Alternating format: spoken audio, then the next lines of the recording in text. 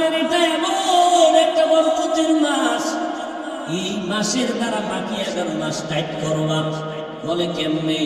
রোজার মাসে দেখছো বান্দা পেটের ক্ষুধা আছে, খানাও আছে, তারপরও কেন খাও না? আল্লাহর ভয়, খাইলে গুনাহ হবে। বাকি 11 মাস ট্রেনিং নাও, সিয়াম সাধনার ট্রেনিং নাও।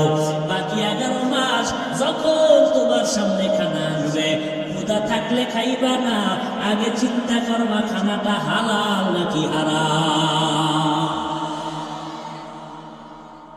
রমজান বড় বরকতের জিনিস, বড় লোকের জন্য বড় একটা শিক্ষা। কি গরিবের ব্যথা বুঝো না? না খাইয়া দেখ, না খাইয়া থাকলে গরিবের কষ্ট কেমন, না খাইয়া দেখো। আর দ্বিতীয় কথা হলো, রোজার দ্বারা শরীর ফিটনেস, যন্ত্রপাতি সুস্থ থাকে। এই জন্য সপ্তাহে 2টা আলহামদুলিল্লাহ। অহংকার না, আপনাদেরকে বুঝার স্বার্থে বলি, এত কষ্ট করি, এত কষ্ট করি, 2-3 ঘন্টা ঘুমাই, মাথা তো গরম, ঔষধ খাই, খানা নাই। খাই কোন সময়? আপনারা যখন ঘুম শেষ ওই সময় খাই, আপনারা যখন উঠবেন তখন হালকা ঘুমাই। এই যে ডাক্তাররা যদি হলে ওয়াজ করি, ঔষধই দেয় না, এটাও আপনাকে ঔষধ দিয়া কোনোদিন হারা যাবে না। তার কি করার? আল্লাহ মোনা বাঁচাইলেও হয় নাই। এরপরে আল্লাহর শুকর, আল্লাহ তুমি অহংকার থেকে মুক্ত করো। সোমবার, বৃহস্পতিবার একটা রোজাও ভাঙি না। আমি যদি এত কষ্ট করে রোজা রাখতে পারি, বৃহস্পতিবার, সোমবার, আপনারা পারবেন না? ইনশাআল্লাহ রোজা ছাড়ব না। আসলে অনেকে জিজ্ঞাসা, হুজুর আপনার কষ্ট হয় না ওয়াজ করতে? আমি না, আলহামদুলিল্লাহ, রোজা রাখলে শরীর সুস্থই লাগে। আজকে গবেষকরা এটা বের করছে যে রোজা শারীরিক অনেক রোগের ঔষধ। রোজা অনেক রোগের ঔষধ। জনমের মতো খাইলে কি শক্তি বাড়ে নাকি? সবকিছুর লিমিট আছে। খালি খাইতেই খায়। গরুকেও আনে আর খায়, মানুষও আনে। খাওয়ার কোনো বন্ধ নাই। নিজেরটাও খায়, পরেরটাও খায়। আল্লাহ যা দেয় তাও খায়, মানুষেরটা জুলুম করে খায়, গরিবেরটা জুলুম করে খায়। রমজানের রোজা সবার জন্য শিক্ষা। ও বড় লোকেরা, যেইটারে খাইতেছ, রোজা রাইয়া ট্রেনিং দাও গরিবের পেটের হালাত কেমন। তুমি 3 বেলা পেট করে খাও, গরিবের ঘরে খানা নাই। কত সন্তানেরা কান্না করে 3 বেলা খানা পায় না, বাবায় কষ্ট করে আইনে দিলে তারপরে পায়। ও বড় লোক, বাহাদুরি করবা না, গরিবের সহযোগিতা করবা। ওই রমজানের মাধ্যমে তাকওয়া অর্জন করো। তাকওয়ার মূল স্লোগানগুলো থেকে নিজেকে বাঁচাইও, কারণ জাহান্নামের আগুন হবে গুনাহগারের জন্য। ইন্নাল আবরারা লাফি নাঈম ওয়া ইন্নাল ফুজ্জারা লাফি জাহিম। এই বাচ্চা, দুধের বাচ্চা, কথা বলতে পারো না, কাকে তুই সালাম দিয়েছ? কেমনে চিনলি কে? আল্লাহ তাআলা বাচ্চার জবান খুলে দিল।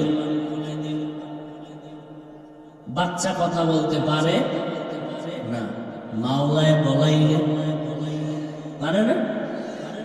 বান্দা, তোমার দ্বারা যেটা অসম্ভব, আমার আল্লাহর দ্বারা সেটা সম্ভব। জীবনে কল্পনাও করা যাবে না এটা কেমনে হয়। আল্লাহ এটা এমনি কাদেরে কুদরত দারি বার কামাল, আনতা রব্বি আনতা হাসবি যুল জালাল। বাচ্চার মা কারে সালাম দিল? ইনি হলো দো জাহানের সরদার, রহমতের নবী। কেমনে চিনেছ? কথার পেছনে ফেরেশতা দাঁড়াইয়া আমাকে সব অক্ষর অক্ষর শুনায় দিল, বুঝায় দিল, সালাম শিখায় দিলাম। এটা বান্দার মেমোরিতে কখনো ঢুকবে না। অসম্ভব, অসম্ভব, অসম্ভব। আল্লাহ বলে আমি মাওলার কুদরতের মুহূর্তেই সব সম্ভব। এটা তোমার বিশ্বাস হইতে একটু চিন্তা করতে হবে না? তো ইউসুফ নবীর ঘটনা দেখো। ইউসুফ নবীর জুলাইখা যখন আটকাইয়া দিছে,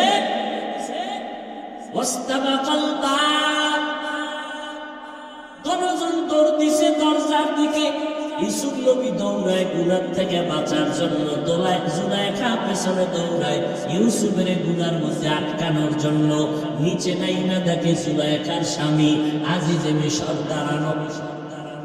জুলাইখা ইউসুফ নবীর নামে বদনাম লাগায় দিল। ইউসুফ আমার সাথে অন্যায় করার জন্য রেডি হয়ে গেল। ইউসুফ নবী কয় নির্দোষ, আমার কোনো অপরাধ নাই। এইবার জুলাইখার স্বামী কয় তোমার পক্ষে সাক্ষী পেশ করো। এক মহিলা একটা বাচ্চা নিয়ে যাইতেছিল, জুলাইখার আত্মীয়, দুধের বাচ্চা। ইউসুফ নবীর কলবে আল্লাহ জবাব দিয়া দিছে। ইউসুফ নবী কয় ওই যে দুধের বাচ্চা আমার সাক্ষী। এটা কোরআনের আয়াত। ও আল্লাহর বান্দারা, আল্লাহ পাক রব্বুল আলামিন রমজানের মাধ্যমে নূরের আলো দান করলেন। আবার উলামায়ে কেরাম বলেন র দ্বারা রেজায়ে ইলাহি, মিমের দ্বারা মাহাব্বতে ইলাহি, দদের দ্বারা জামানতে ইলাহি, আলিফের দ্বারা উলফতে ইলাহি, নুনের দ্বারা নূরে ইলাহি। আল্লাহ তাআলার প্রিয় কিছু বান্দা আছে জমিনের মধ্যে, বিশেষ বান্দা, বিশেষ।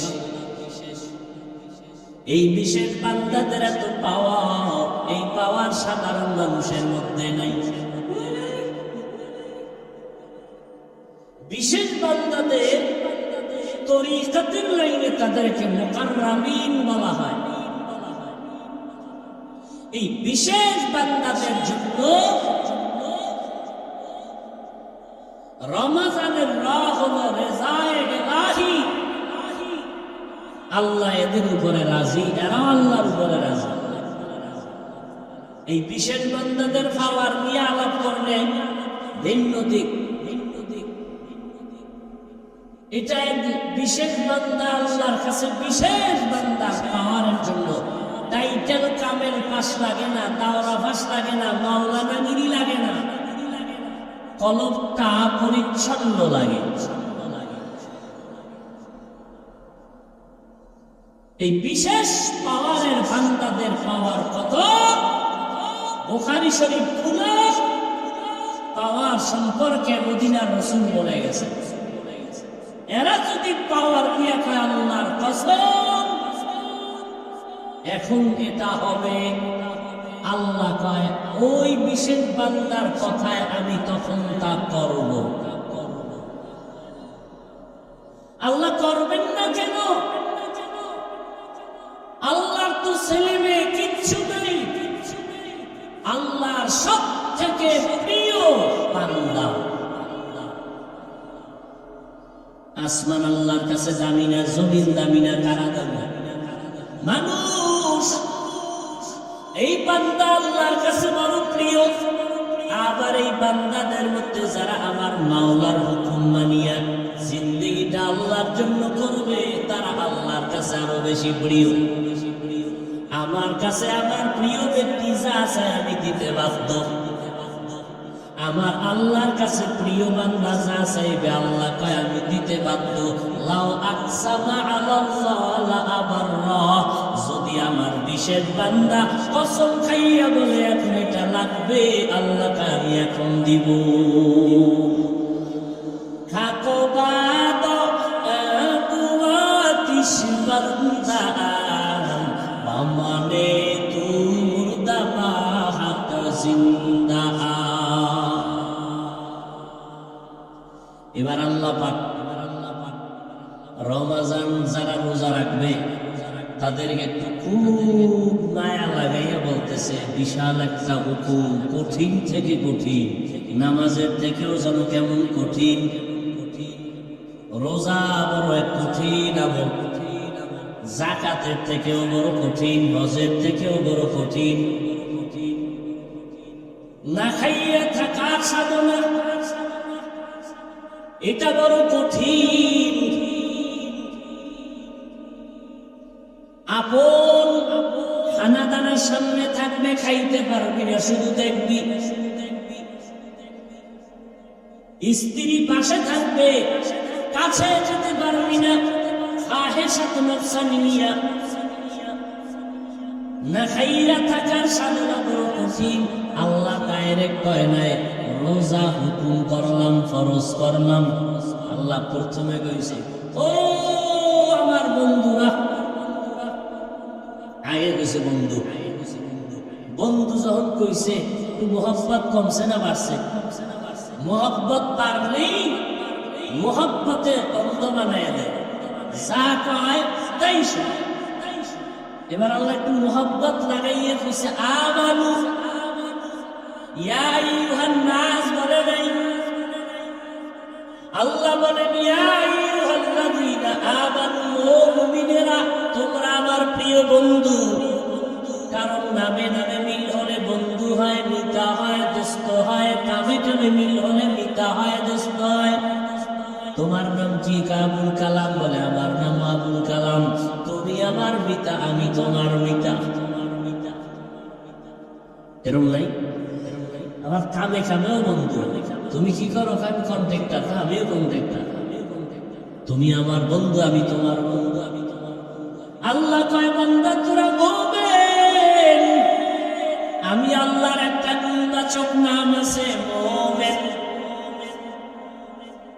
আল মুমিনুল মুহাইমিনুল আজিজুল জব্বারুল মুতাকাব্বির। আমি আল্লাহ তোদের বন্ধু, তোরাও আমি আল্লাহর বন্ধু। আল্লাহ বন্ধু স্বীকার করলেন। এবার তুমি চিন্তা করিয়া আমার মাওলাকে বন্ধু বানাবা কিনা চিন্তা করো।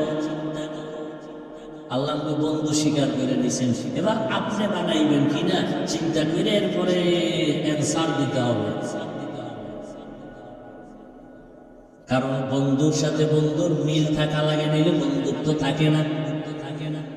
বন্ধুর রঙে রং লাগান লাগে, বন্ধুর কালারের জামা আমার জামার কালারও এক, বন্ধুর যেই কালারের টুপি আমারও সেই কালারের টুপি।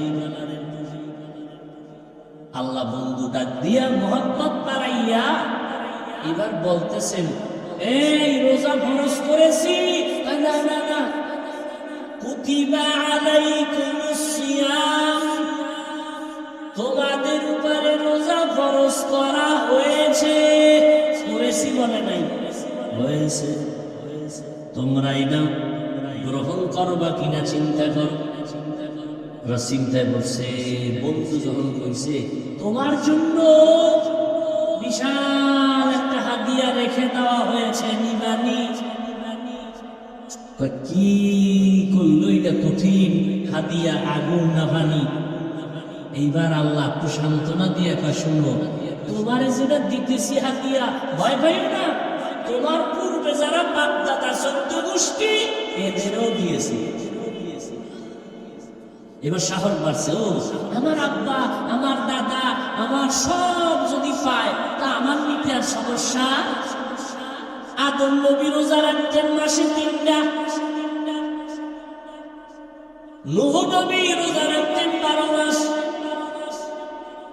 দাউদ নবী রোজা রাখতেন 1 দিন পরে 1 দিন, ঈসা নবী রোজা রাখতেন 2 দিন পরে 1 দিন, 2 দিন পরে 1 দিন। আর আমার নবী প্রত্যেক মাসে রোজা রাখতেন, শাবানে রোজা রাখতেন, রজবে রোজা রাখতেন, প্রত্যেক সপ্তাহের বৃহস্পতিবার সোমবার দিন রোজা রাখতেন।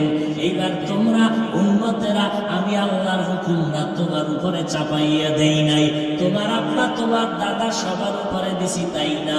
আরো মজার কথা শুনবা, হিন্দুদের মধ্যে রোজার আমল চলে, খ্রিস্টানের মধ্যে রোজার আমল চলে, ইহুদিদের মধ্যে রোজার আমল চলে। তবে ব্যবধান কি? ওরা সাহারি খায় না, আমার মদিনার নবীর রোজায় সাহারি খেতে হয়। এমন এমন ধরনের আইন আছে, না খাইয়া থাকার সাধনায় না খাইতে যদি বড় বিনা হিসাবে জানবি। কি পরিমাণ না খাওয়ার স্লোগান চলে। আল্লাহ কয় তোর জীবন ভর না খাইয়া থাকা লাগবে না, সুবহ সাদিক থেকে সূর্যাস্ত পর্যন্ত পানাহার থেকে বিরত থাকবা। তিনটা জিনিস হলো রোজার মূল: স্ত্রী সহবাস থেকে দূরে, বিবির থেকে আলাদা, খানা পানাহার থেকে আলাদা। ও আল্লাহর বান্দা, গুনাহের থেকে দূরে, স্ত্রী থেকে দূরে, খানা দানা থেকে দূরে। এই তিনটা হলো রোজার মূল হাকিকত। কতক্ষণ? বলে সুবহ সাদিক থেকে সূর্যাস্ত পর্যন্ত। আমার নবীর যুগের মধ্যে এমন ছিল যে ঘুমাইলেই রোজা শুরু, ঘুমাইলেই রোজা শুরু। একজন সাহাবী কাজটা করে বানিয়েছে, সন্ধ্যাবেলা খাইব, খাইয়ে লইয়া ঘুমাইবে, রোজা শুরু। এত ক্লান্ত হইয়া বসে ঘুমাইয়া গেছে, খাওয়ার আর টাইম হয় না, রোজা আর একটা শুরু হয়ে গেছে। পরের দিন দুবার বেলা নবীর সামনে হাজির করে গেলেন গো, পেরেশান না খাইয়া বেহুশ। নবী কাল্লা গো, কি করা যায়? এই লোকটা তো কাজ করে, শ্রমিক। কি শ্রমিক? কাজ কইরা বাসায় যাইয়া খাওয়ার টাইম পায় নাই, এত ক্লান্ত হইয়া হইয়া ঘুমায় গেছে, রোজা শুরু। মদিনার নবী কয় চালাকি চলবে না, যত কষ্টের কাজ করো রোজা ভাঙ্গার অনুমতি না। কি ঠিক বলতে কি আবার একটু টেনশন আছে না? কি তোমাকে হুজুরের আলাদা কোনো ফতোয়া আছে নাকি? আবার হাড় ভাঙ্গা পরিশ্রম করো, কোন মাস্তানি চলবে না, রোজা রাখছো, ভাঙ্গার কোন সুযোগ। তুমি সাগরে ডুবাও আর আগুনে ভরো, রোজা ভাঙ্গা যাবে না। আল্লাহর আইন, মাস্তানি করার কোন সুযোগ নাই।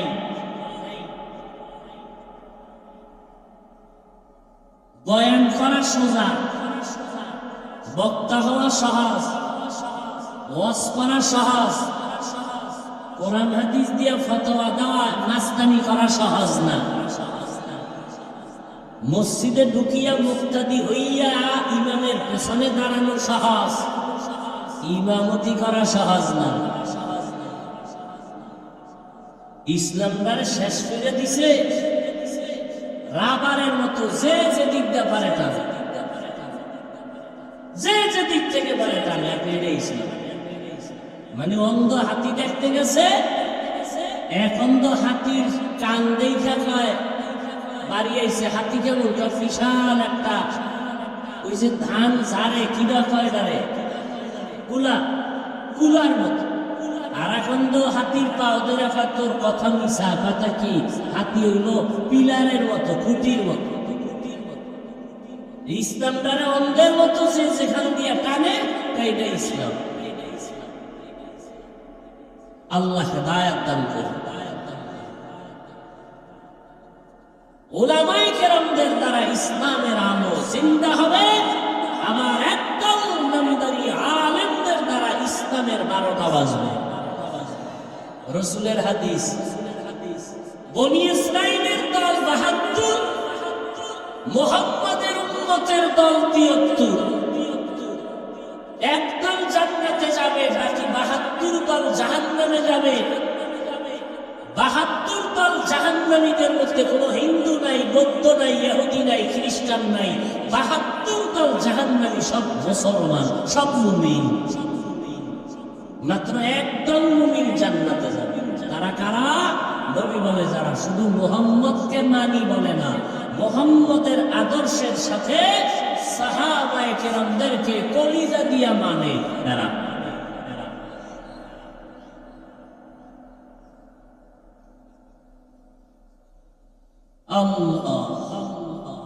আল্লাহ বলেন তোমাদের উপরে রোজা ফরজ করা হয়েছে, তোমার যারা তাদের উপরও করা হয়েছিল। এবার তোমরা এটা ধরো। কেন? এটার দ্বারাই চূড়ান্ত ভাবে আল্লাহর সান্নিধ্য অর্জন করা যাবে তাকওয়ার মাধ্যমে। লাআল্লাকুম তাত্তাকুন, তাকওয়া অর্জন করার জন্য। তাকওয়া অর্জন করবা রোজার মাধ্যমে। তাকওয়া মানে আল্লাহর ভয়। ভয়ের নাম তাকওয়া। যে আল্লাহকে ভয় করবে তার নাম মুত্তাকি। ভয়টা থাকে অন্তরের ভেতরে। ভয় দেখা যায় না, অন্তর দেখা যায় না। তাকওয়া দেখা যায় না, অন্তরে থাকে তাকওয়া, অন্তর দেখা যায় না। এই তাকওয়া অন্তরে যদি ঢুকাইতে চাও, দেখা যায় না মতো রাস্তা দিয়ে ঢুকাইতে হবে। বলে কেমনে? রোজার মাধ্যমে তাকওয়া ঢুকাও। আর আল্লাহওয়ালা যারা মুত্তাকি তাদের নেক নজর লাগাইয়া তাকওয়া ঢুকাও।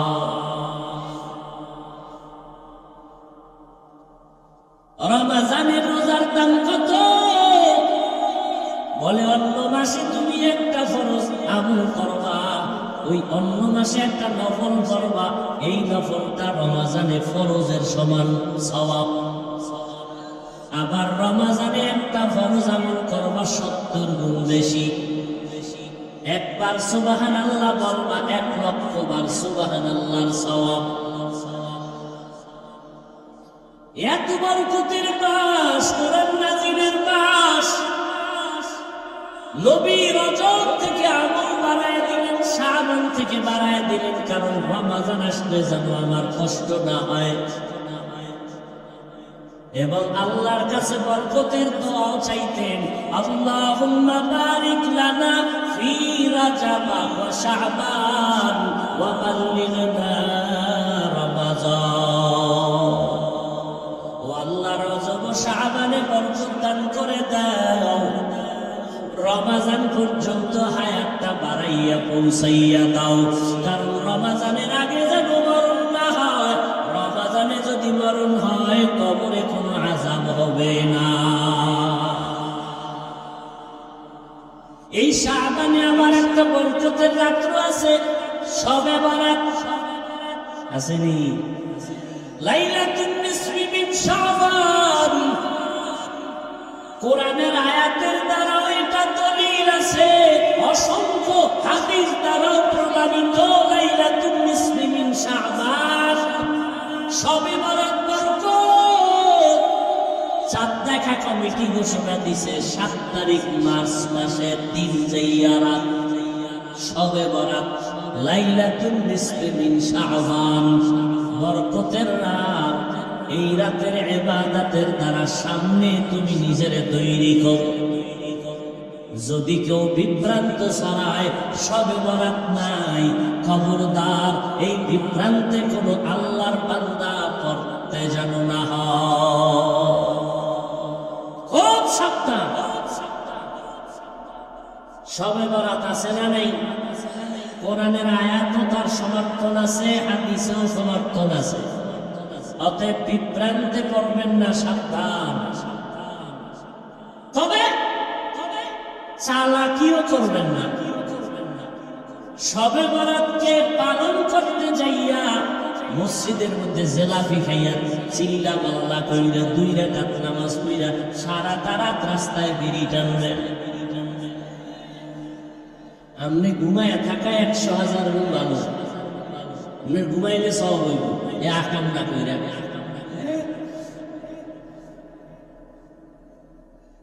আচ্ছা, একটুখানি নেকের তরে রোজা হাসরের মাঠেতে বাবা ঘুরবে ছেলের পিছে, ছেলে বাবার আগেতে। আহাতে মন কঠিন দিনেতে নামাজ তোমায় ভুলবে না, ঠিক মতো পড়িলে নামাজ জান্নাত তোমার ঠিকানা। নামাজ ঠিক মতো বড় মানুষের ধান্দাবাজি করতে করতে আল্লাহর ঘরে গিয়ে এখন ধান্দাবাজি শুরু করছে মানুষ। মানুষের ধোকা দিয়া আল্লাহরও দেয়, সেজদা দেয় তো দেয় না, রুকু দেয় তো দেয় না। এমিয়া আপনারে যদি এমপি সাহেব ফোন দেয় তার ডাক দেয় 2 ঘন্টার মধ্যে আমার সাথে দেখা করো, তোমার সাথে মহব্বতের আলাপ আছে। এমপি সাহেব জীবনেও টেলিফোন করতো না আপনাকে, কথার কথা যদি করে তাহলে আপনি এই সুরাতে যাইবেন গেঞ্জি মেঞ্জি গায়ে দিয়ে না ভালো পোশাক নিয়ে যাবেন? আল্লাহর ঘরে কেন দুর্বল পোশাক নিয়ে আসে? ও আল্লাহর দাম এমপি সাহেবের থেকে কম? হ্যাঁ, আপনার এলাকার একটা ছেলের চাকরির জয়েন দিল র্যাবে, ভাইবা পরীক্ষায় ওকে বেতন কত? 42,000। তাড়াতাড়ি জয়েন দাও।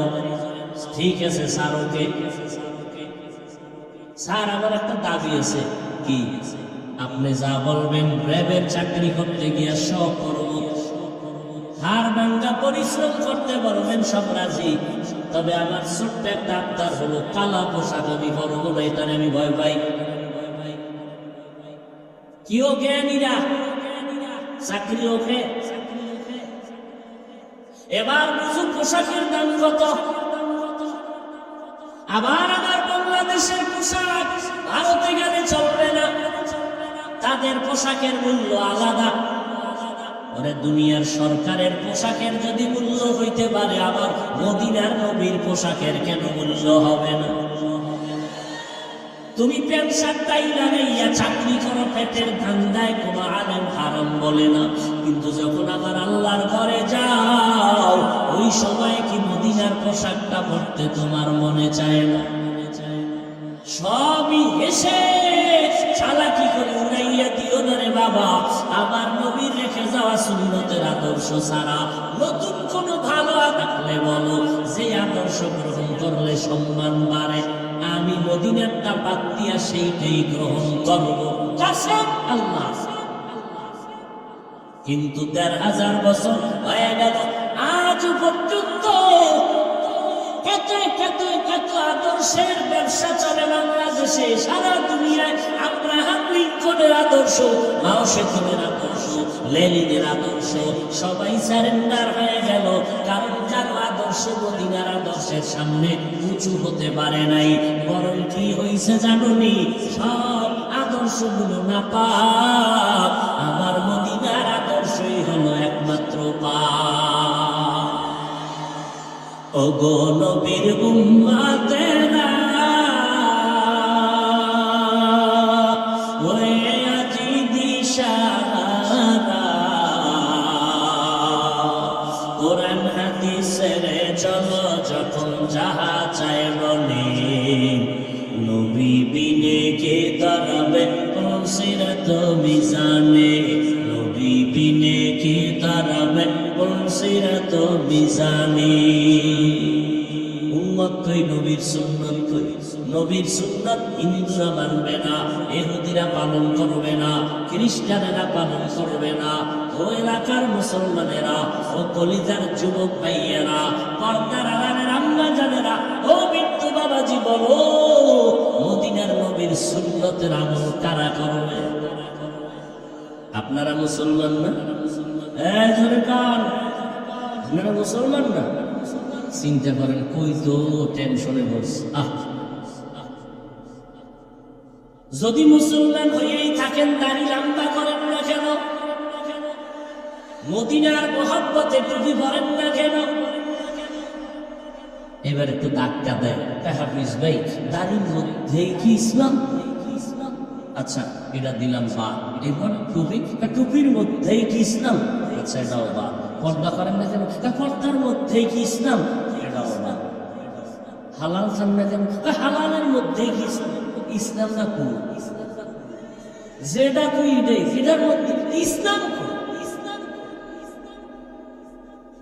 চিন্তা করেন তো একটু, বালিশে মাথা লাগাই।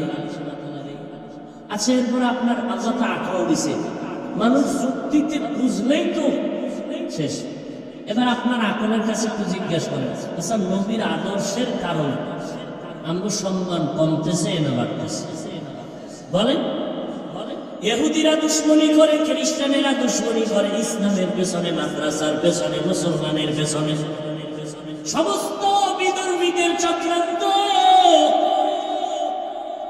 সবার বিতর্মীরা চায় মাদ্রাসা বন্ধ হয়ে যাক, আজান বন্ধ হয়ে যাক, ওয়াজ মাহফিল বন্ধ হয়ে যাক, মাইকের আওয়াজ বন্ধ হয়ে যাক, কোরআনের আওয়াজ বন্ধ হয়ে যাক, মাদ্রাসা বন্ধ হয়ে যাক, ওয়াজ মাহফিল বন্ধ হয়ে যাক। এইভাবে চক্রান্ত বিতর্মীরা করে। আবার মুসলমান নামদারি মুনাফিকেরাও তাল মিলায় না কত। আবার নামদারি মুসলমানেরা কি পরিমাণ বিরোধিতা করতেছে, জানা অজানা উল্টা পাল্টা বিরোধিতা। এইভাবে এত কিছুর পর আল্লাহ আপনাদের দুটা চক্ষু খোলা রাখছে। আল্লাহর মহব্বতে বলেন, আমরা যারা নবীর তরিকায় মানিয়া চলার চেষ্টা করি, বলেন আমাদের সম্মান কমতেছে না বাড়তেছে? এটা কি আমার কোন টাকার কারণে, ক্ষমতার কারণে? একমাত্র মদিনার নবীর আদর্শের কারণে। কেমনে বুঝাইলে বুঝবেন? আমি যদি এখন আপনাদের জিকিরে লাগাইয়া স্টেজের পেছনে যাই, 5 মিনিট পরে আইসা আবার টাটকা বয়ান শুরু করব, কণ্ঠ ঠিক আগের মতো, বয়ানও চলবে আগের মতো, কোরআন হাদিসের আয়াত চলবে আগের মতো। ব্যবধান হবে আমার পোশাক হবে শার্ট প্যান্ট টাই আর মাথায় ক্যাপ, মদিনার পোশাক থাকবে না। এইবার যখন আইসা শুরু করবো বয়ান, যারা প্যান্ট শার্ট টাইয়ের গোলাম এরাও বলবে নতুন করে হাফিজ সাহেবের ধ্বংস শুরু। কথা ঠিক নেই? কেউ থাকবে না। হ্যাঁ, থাকবে কিছু বান্দা, তবে এইরকম জান্নাতি মানুষ থাকবে না। এখন এখানে বইলে যে একটু জান্নাতি জান্নাতি লাগে, ওই মানুষ থাকবে। এতটুকুই বান্দা চিন্তা করো, মদিনার পোশাকের দাম কত? আমরা কিন্তু কোনো হিসাবের পোশাক করি না। তাহলে এখানে ওয়াদা করাইতে হবে 5 কুল্লি টুপি ছাড়া পরবে না। কোনদিন বলি নয় 5 কুল্লি টুপি না পরলে গুনাহ হবে। যদি আমরা মদিনার আদর্শ বাদ দিয়া কোন পীর সাহেবের গোলামি করতাম, দেওবন্দীদের গোলামি করতাম, তাহলে বলতাম কওমি মাদ্রাসায় না পড়লে গুনাহ হবে। কোনদিন তো বলি নাই। তাবলীগের গোলামি যদি করতাম তো বলতাম তাবলীগ না করলে গুনাহ হবে। কোনদিন বলি নাই। বরং তুমি যেই লাইনে থাকো বাবা, যে লাইনে থাকো, তোমার টুপি নাই, দাড়ি নাই, নামাজ নাই, পর্দা নাই, চেষ্টা করি সালাম দিয়া পায়ে ধরিয়া মনটা নরম করে বুঝাইতে, মদিনার নবীর আদর্শ মানো। আমি সারাটা দেশে দিন নাই রাত নাই, খানা নাই, ঘুম নাই, কষ্ট করে করে মানুষের পায়ে ধরে ধরে বুঝাইয়া 2টা স্লোগান সবার অন্তরে ঢুকাইতে চাই। 1 নম্বর স্লোগান, ও নবীর আশিকেরা, দুনিয়াতে যতদিন বাঁচবা গোলামি করবা আমার আল্লাহর, দুনিয়াতে যতদিন বাঁচবা আদর্শ মানবা মদিনা। এরপরেও যদি আমার কোনো অন্য সাইড মনে করো, বিপরীত মনে করো, তাহলে তোমার ইমানের দুর্বলতার কিচ্ছু নেই। তোমার আপন সলব হয়ে যাইতেছে। তোমার সত্য মিথ্যা যাচাইয়ের কষ্টি পাথর ধ্বংস হয়ে যাচ্ছে। এতক্ষণ বয়ান করি, কই একবার তো বললাম না এই সর্বনাই যাওয়া লাগবে। শুধু আজকে না, কোনো বয়ান তো বললাম এই বাইরে বুইরে যা কইলাম, ঘুরে ফিরে কি মদিনার নবীরে দল, ঘুরে ফিরে কথা একটা রসুলের আদর্শ দল। একবারও তো কই নেবে আমার মতো হও, আমার দলে আসো। একবারও তো বলি নাই। একটা যুবক পারলে দাঁড়ায়, বহু যুবক দাঁড়িয়ে রেখে একটু আগে দেখা করছে যে হুজুর আমি এরামারা এখানে একটা বিশাল মাদ্রাসা চালাই, আমি ছিলাম জাহান্নামের আসামি, আমি জেনারেল লাইনের শিক্ষা অর্জন করেছি, আমি মোটামুটি আরবি শিক্ষার সমন্বয়, একটা বাংলা ইংরেজির সমন্বয় আমি মানুষকে শিখাইতেছি। ওই একবারও তো বলে নাই কত যুবকরা, হুজুর আপনার কথা শুনে একটু দিনের পথে আসছি, কোন জায়গায় যাবো, কোন দলে যাবো? অনেকই জিজ্ঞেস, আমি বেশি কোনো দল নাই। যারা আহলে হক এদেরকে মোহব্বত করবা, দেখা হলে দোয়া নিবা। একটা যুবক পারলে বলুক না দাঁড়ায় যে হাফিজ ভাই কইছে সব ওই দলে যাও। একটা যুবক বলুক। কত যুবক স্কুল ছাইড়ে দিছি, কলেজ ছাইড়ে দিছি, কই কা মাদ্রাসায় কতদূর পড়ছিলি? নাইনে হইয়া এবার মাদ্রাসায় গেছে। তোর এই আবেগ দিয়ে কে বলছে তুই স্কুল ছাইড়ে দিবি? কানে দেওয়ার আমারে মানো, কাহা মানি? তাহলে আদা কর, নতুন করে কলেজে ভর্তি হবি, মাদ্রাসা ফাঁকে ফাঁকে কোরআন শরীফ পড়বি, ওইটা শেষ হইলে আবার বলবি কি করবি বলে দিব, কিন্তু স্কুল কলেজ ছাড়বি না। আমরা ইসলামের লাইন ফিটাফিটি যা করা লাগে আমরা আছি, কিন্তু জেনারেল লাইনের চেয়ারে বসতে হবে তোর মতো কোরআনের মহব্বত লাগে। কলেজে বইটা ডাক্তার হবি, ইঞ্জিনিয়ার হবি, প্রফেসর হবি, ওসি হবি, এসপি হবি, তোর মতো বান্দা ওখানে বসে কোরআনের খেদমত করবি। যা ওখানে যা। কয়েকটারে ঢুকাইছি দলকাই, যদি আমার কথা না বলো তো আবার তারা আসবি না। এরপরও দেখতে নারী চলন বাঁকা।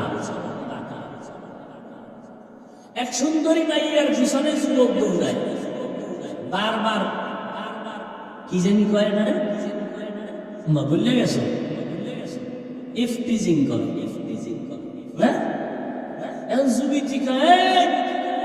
তুই যে আমার এত ডিস্টার্ব করো, তোর ক্ষতি করলাম কি বলতো?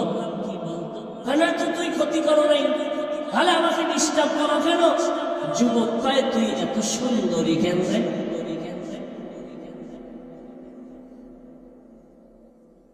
ও ভাই, পায়ে ধরে ধরে মদিনার গান গাই, কোন দলের স্লোগান দেই না, দালালি করি না। এরপরও দেওবন্দীদের বিরোধিতা কেন? কওমির বিরোধিতা কেন? হাফিজুর রহমানের বিরোধিতা কেন? কাছে আমরা দুম্বা, উট, ভেড়া, গরু জবাই দিয়াও, তবারকের নাম দিয়াও মানুষ পাই না। আপনাদের লাইনে এত মানুষ, তাবলীগে টঙ্গীর ময়দানে ইস্তেমা 2 বার, লোকের অভাব নাই। কথা ঠিক নেই?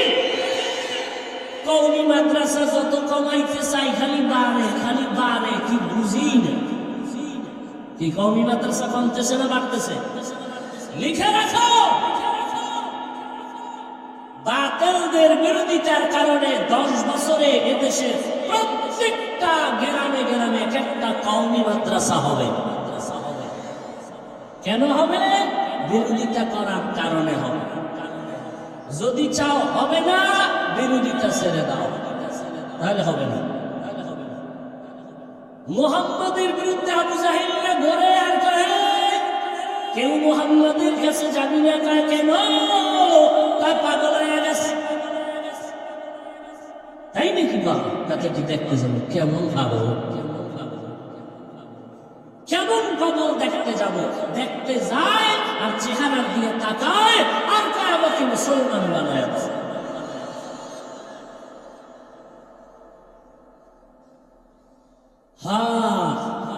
রমজান আসতেছে, একটা রোজার মূল্য কত?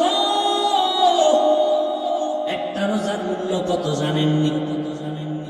একটা কাক চিনেন না? কাউয়া কাক যখন বাচ্চা দেয়, জন্ম হয়, কাকের কিন্তু হায়াত বেশি। উড়ন্ত প্রাণীদের মধ্যে কিসের হায়াত বেশি? কাকের। এই কাক জন্ম হইয়া, খুব খেয়াল করেন, ডানা মেলে জন্ম থেকে উঠতে শুরু করলো আর সামনে যাইতে থাকলো। একটা কাক জন্ম থেকে ডানা মেলে যত দূর যাইতে যাইতে যাইতে বুড়া হইয়া মরে গেছে। এ পর্যন্ত শুধু যাইতেই রইল। কাকের হায়াত বেশি। একটা কাক জন্ম থেকে ডানা মেলে উঠতে উঠতে উঠতে উঠতে সামনের দিকে যাইতে যাইতে বয়স বেড়ে বুড়া হইয়া মরিয়া গিয়া যত দূর গেল, যত হাজার কোটি মিলিয়ন ট্রিলিয়ন বিলিয়ন কিলোমিটার দূরে গেল, একটা রোজাদার শুধু এক রোজার কারণে এই পরিমাণ জাহান্নাম থেকে দূরে সরে যাবে।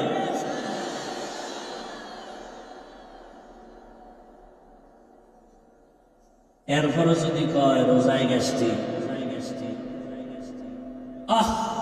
অথচ মুমিন হইলে তার বলা উচিত আল্লাহর রোজার বরকতে গেছি দূর করো।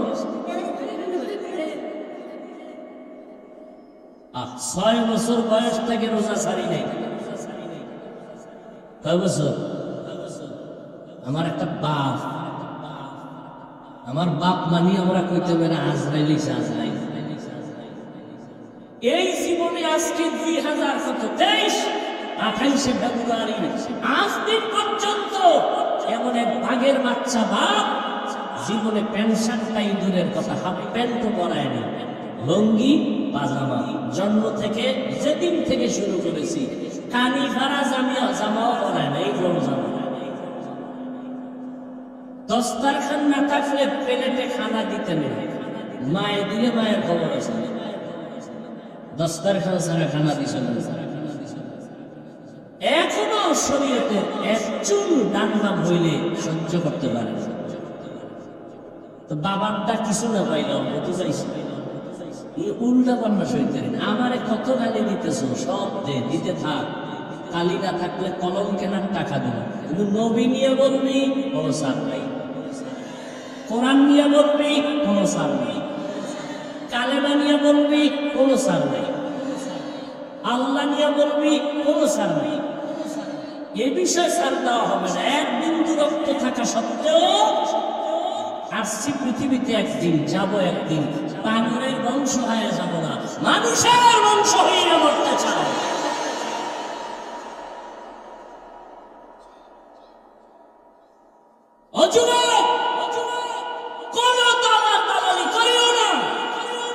তোমার দল, তোমার নেতা, তোমার পীর কেউ তোমাকে কবরে সাহায্য করবে না।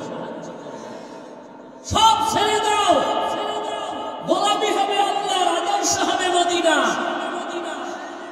আর আমার আব্বা আমার আপন, সে আল্লাহ মানে নবী মানে আমি তাকে মহব্বত করব, কারণ আল্লাহর বন্ধু আমারও বন্ধু। আর যে আল্লাহর দুশ্মন, রসুলের দুশ্মন, সে আমারও দুশ্মন। সোজা কোনো পেশ টেস্ট নাই। আল্লাহ বুঝার তৌফিক দান করে। রমজানের রোজার দ্বারা তাকওয়া অর্জন করো। তাকওয়া মানে আল্লাহর ভয়। ভয়টার নাম তাকওয়া। যিনি আল্লাহকে ভয় করবেন তার নাম মুত্তাকি। ভয়টা থাকে অন্তরের ভেতরে। রমজানের মাধ্যমে তাকওয়া অর্জন করো। বলে কেমনে? তাকওয়ার মূল কথা হলো 3 জিনিস থেকে বেঁচে থাকো, বিশেষ করে গুনাহ থেকে বাঁচো। 3 জিনিসের সব সমষ্টির নাম গুনাহ। খাওয়া গুনাহ, স্ত্রীর কাছে যাওয়া গুনাহ, এরপর কি? 3টা কইলাম না? খাওয়া পানাহার, এই সব কিছু হইল গুনাহ থেকে বেঁচে থাকা, এর নাম তাকওয়া। এবার রোজার দ্বারা তাকওয়া কেমনে অর্জন হয়? দেখেন, একটা লোকের বিকাল বেলা রোজা রাখছে। রোজা এমন একটা আমল, অন্যান্য আমল মানুষকে দেখাইয়া করা যায়, রোজা দেখানো যায়নি। কি রোজাটা কেমনে দেখাই? যে পুরো তেল তেল লাগে রোজা না। 3 প্লেট খাইলে কে দেখছে খাইছে? এক বেটা নতুন রোজাদার তো সাহারি খেয়ে ঘুমাইছে। আগের মতো মনে করে 3 প্লেট পানি ভাত খাইছে, 3টা কাঁচামরিচ নাই। খাইয়ে লইয়া পানি 1 গ্লাস খাইয়া আর 1 গ্লাসের টান মাইরা হঠাৎ করে জিব্বায় কামড় দেয়। আমি রোজাদার, ওদিকে 3 প্লেট শেষ।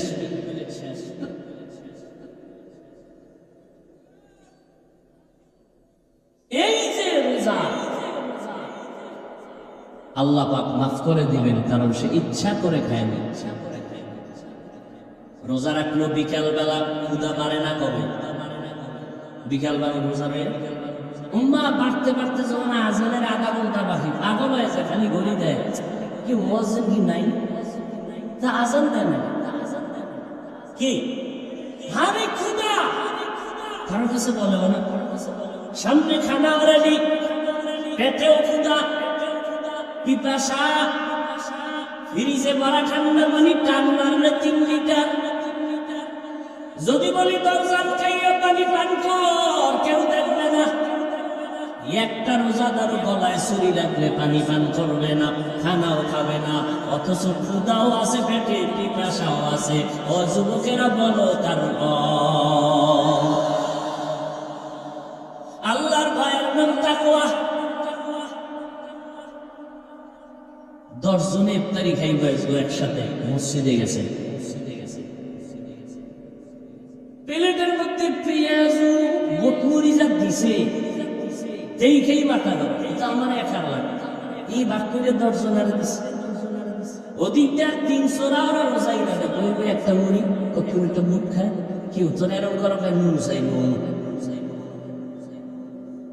মনে মনে কয় 3 জন যদি উঠতো তো 3 খেলে নামি পাইতাম। আল্লাহর কুদরত, আজানটা দিছে, শরবতের গেলাসটা মুখে নিয়ে টান দিছে, নিজের প্লেটের খাও নিয়ে খাইতে। এই রোজার বরকত।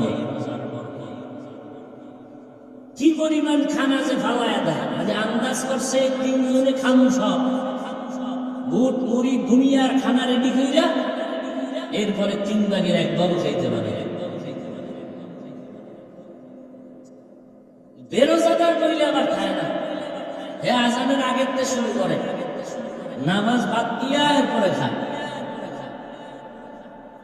জেনে শুনে বেরোজাদারকে ইফতারি খাওয়ানো গুনাহ, মনে থাকবে।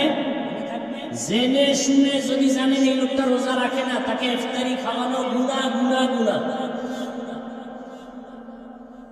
কারণ সে আল্লাহর আদালতের আসামি। অতএব রোজা রাখার মাধ্যমে তাকওয়া অর্জন করবা। আর রমজানের এটা এমন একটা বরকতের মাস, এই মাসের দ্বারা বাকি 11 মাস টাইট করবা। বলে কেমনে? রোজার মাসে দেখছো বান্দা পেটের ক্ষুধা আছে, খানা আছে, তারপরে কেন খাও না? আল্লাহর ভয়, খাইলে গুনাহ হবে। বাকি 11 মাস ট্রেনিং নাও, সিয়াম সাধনার ট্রেনিং নাও। বাকি 11 মাস যখন তোমার সামনে খানা আসবে, ক্ষুধা থাকলে খাইবা না, আগে চিন্তা করবা খানাটা হালাল নাকি হারাম। রমজান বড় বরকতের জিনিস, বড় লোকের জন্য বড় একটা শিক্ষা। কি গরিবের ব্যথা বুঝো না, না খাইয়া দেখ, না খাইয়া থাকলে গরিবের কষ্ট কেমন, না খাইয়া দেখো। আর দ্বিতীয় কথা হলো রোজার দ্বারা শরীর, ফিটনেস, যন্ত্রপাতি সুস্থ থাকে।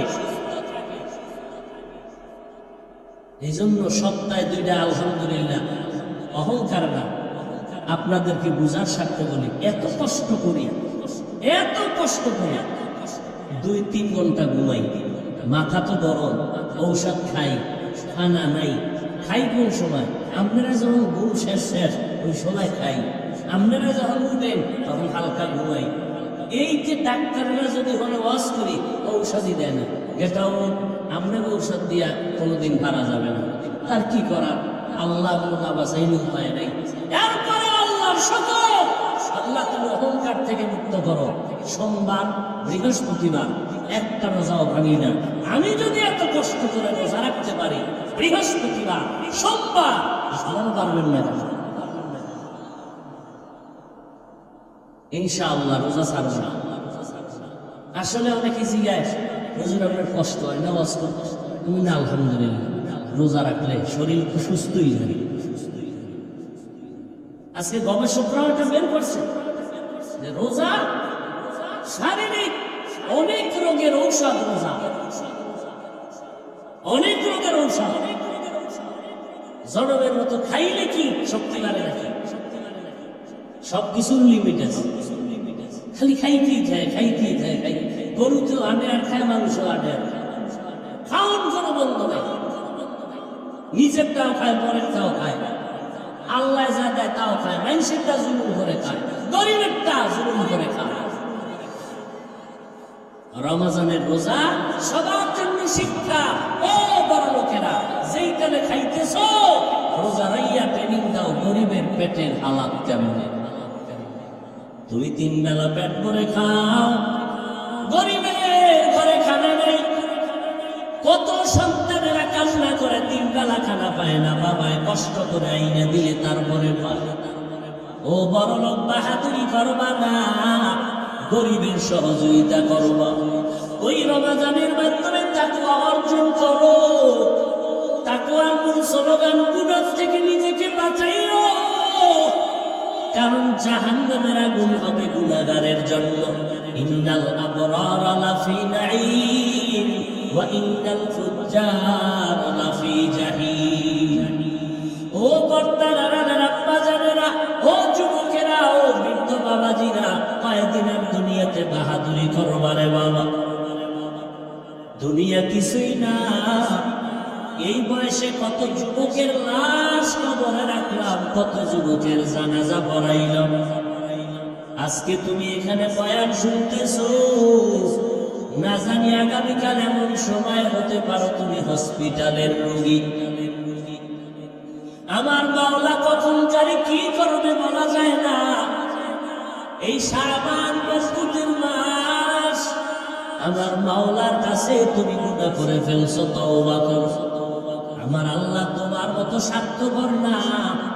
আমার আল্লাহর সাথে এত বেঈমানি আর গাদ্দারি করছো, আমার আল্লাহ তওবার দরজা দিয়া ডাকে, ও বান্দা পাহাড় পরিমাণ গুনাহ করছো, আয় আমি তোর জীবনের গুনাহ তওবার দ্বারা মাফ করে দিব। ও আল্লাহর বান্দারা, ও যুবক, স্কুলে পড়ো, কলেজে পড়ো, আলহামদুলিল্লাহ। ডাক্তারি পড়ো, ইঞ্জিনিয়ারিং পড়ো, আলহামদুলিল্লাহ। ও পর্দারারের আম্মা জানেরা, আপনাদের কত দাম, কত মান, কত মর্যাদা। আপনারা নবীদের মা, সাহাবায়ে কেরামের মা, আউলিয়ায়ে কেরামের মা, হাফেজে কোরআনের মা। এই জায়গায় স্টেজে কোরআনের হাফেজদের মাথায় পাগড়ি দেওয়া হলো। ওদের মা বাবার কপাল কত ভালো। ও আম্মা জান, আপনার সন্তানটা ডাক্তার বানাবেন, কোনো বাধা নাই। ইঞ্জিনিয়ার বানাবেন, বাধা নাই। তবে আমার দাবি হইল আম্মা জান, সন্তানটাকে বেয়াদব বানাবেন না। আপনার সন্তানের ব্যবহারে কোনো আলেম যেন কখনো কষ্ট না পায়, কারণ কষ্ট পাওয়াটাই কিন্তু একটা বরদোয়া। আপনার সন্তান তার ব্যবহারে এলাকার কোনো মুরব্বী যেন কষ্ট না পায়। আপনার সন্তানের আচরণে ওর সমবয়সী কোনো যুবক যেন কষ্ট না পায়। ও আব্বা জান, আপনার সন্তান যেন আদর্শওয়ালা ডাক্তার হয়, আপনার সন্তান যেন আদর্শবান ইঞ্জিনিয়ার হয়। আর ওই সন্তানটাকে যদি আদর্শওয়ালা বানাইতে চান, আপনি মায়ের আদর্শ ভালো লাগবে, কারণ সন্তান মাকে দেখিয়া দেখিয়া শিখবে। মায়ের ব্যবহার ভালো, স্বামীর সাথে মা ভালো ব্যবহার করবে, সন্তানও ভালো ব্যবহার শিখবে। যেই মা, যেই স্বামী দুইজনের সন্তানের সামনে বসে গালাগালি ঝগড়া করে, ওই সন্তান কোনোদিন মা বাবার থেকে ভালো কিছু শিখবে না। ও পর্দারারের আম্মা জানেরা, আপনাদের এত দাম, এত মান। ইমাম গাযযালী রাহমাতুল্লাহ আলাইহি বলেছেন, দুনিয়াতে প্রত্যেকটা সন্তানের জন্য প্রাথমিক শিক্ষিকা হলো তার কলিজার মা। ও পর্দারারের আম্মা জান, যত ভালো ভালো সন্তান দেখেন সব হলো মায়ের কারণেই হয়েছে। আপনাদের জানা মতে যদি দেখেন, ওসি সাহেবের ব্যবহার ভালো, ডিসি সাহেবের ব্যবহার ভালো, চেয়ারম্যান সাহেবের ব্যবহার ভালো, এসপি সাহেবের ব্যবহার ভালো, প্রিন্সিপাল সাহেবের ব্যবহার ভালো, প্রফেসর সাহেবের ব্যবহার ভালো, এলাকার যুবক এবং মা বোনদের বলে গেলাম, আল্লাহর কসম করে বলে গেলাম, আপনারা তদন্ত করে দেখবেন, এই যত ভালো ভালো বলবেন সব হলো মায়ের অবদানের কারণে। খোঁজ নিয়ে দেখবেন ওসি সাহেবের মা ভালো, এই কারণে ওসি সাহেবের ব্যবহার ভালো। ডিসি সাহেবের মা ভালো, এই জন্য তার সন্তানের ব্যবহার ভালো। অনেক সময় দেখবেন মা, ডিসি সাহেব ছুটি নিয়ে বাড়ি গেছে, মা বুড়া হয়ে গেছে, সন্তানটারে খানায় বসাইয়া এবার মা কয়, এই পিসি সাহেব,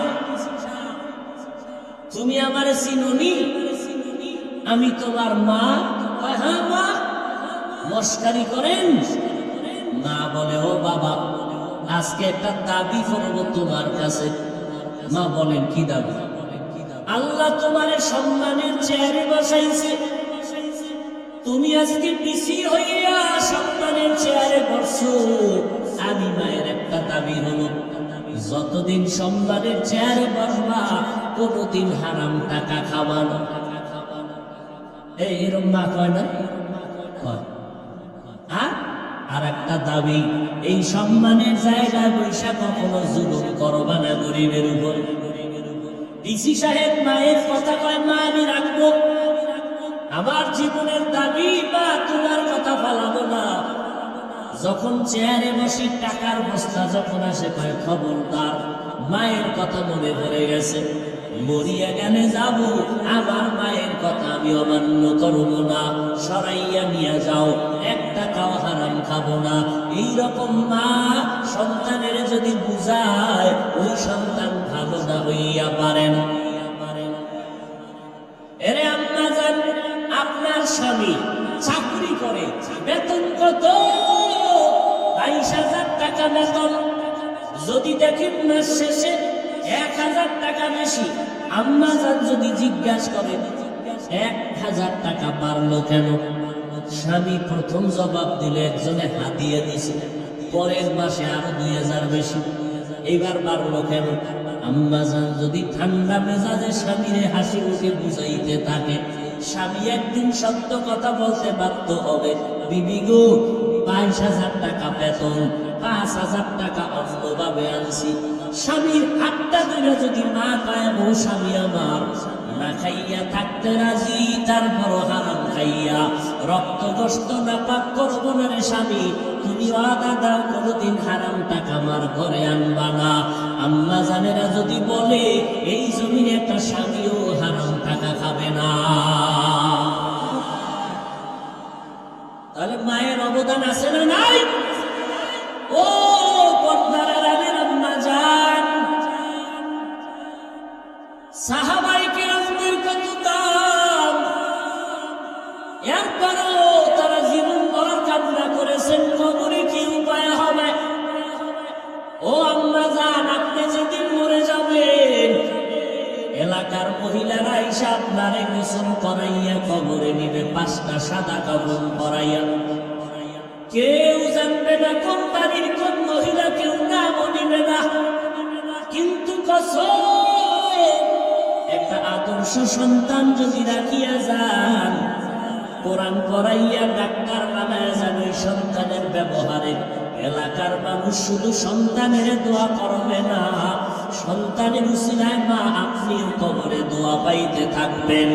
অতএব দুনিয়া কিছু না রে মা, সন্তানটারে আদর্শওয়ালা বানায় যান। ও যুবক আমার কলিজার ভাইরা, যে যেই লাইনে থাকো, আমার আল্লাহকে ভুলিও না, আমার নবীর আদর্শ ছাড়িও না। স্কুলে বড় বাধা নাই, কলেজে বড় বাধা নাই, চাকরি করো, ব্যবসা করো, বাধা নাই। এই শাবান আর রমজানে তওবা করে নাও, আল্লাহকে বলো, আল্লাহ শয়তানের ধোঁকায় পড়ে কত গুনাহ করেছি, আজকে আমার মতো খারাপ মনে হয় এলাকায় আর কেউ নাই। ও আল্লাহ, এই বরকতের মাসে ওয়াদা করতেছি আর নামাজ ছাড়বো না, বেপরদায় চলবো না, মা বাবারে কষ্ট দিব না, উলামায়ে কেরামের বিরোধিতা করব না, নবীজির সুন্নাত আর ছাড়বো না, 5 বেলার নামাজ পড়বো, মা বাবার দোয়া নিয়ে চলবো। ও যুবক, ওই মায়ের দোয়া ছাড়া, চোখের পানি ছাড়া তুমি আজকে পরীক্ষায় ভালো নাম্বার পাও নাই। ওই মা বাবার চোখের পানি আর দোয়া ছাড়া টাকা পয়সা বাড়ি গাড়ির মালিক হতে পারো নাই। ওই মা বাবার চোখের পানি আর দোয়া ছাড়া তুমি চেয়ারে সম্মানে বসতে পারো নাই। ওই মা বাবার বেঁচে থাকলে এখনো সময় আছে, দোয়া নাও, মাকে গিয়া বলো, মা দয়া করে তুমি আমারে মাফ করে দাও, কতদিন কত কষ্ট কথা বলিয়া তোমারে কান্না করাইলাম, কত কষ্ট পেয়েছো রে মা, আজ আমারে তুমি মাফ করে দাও, আমার জন্য একটু দোয়া করিও, আমি আর গুনাহ করব না, নামাজ ছাড়ব না। আমার মতো কত যুবক স্কুল কলেজে পড়িয়াও নামাজ ছাড়ে না, আমি কেন পারবো না রে মা? তুমি যদি দোয়া করিয়া দাও ইনশাআল্লাহ আমি পারবো। আমার মতো যুবক ব্যবসা করে নামাজ ছাড়ে না, আমি কেন পারবো না? ও যুবক, একটু নিজেকে প্রশ্ন করো, তোমার মতো যুবক রাস্তায় গাড়ি চালায়, নামাজ বাদ দেয় না, বলো বাবা তুমি কেন পারবা না?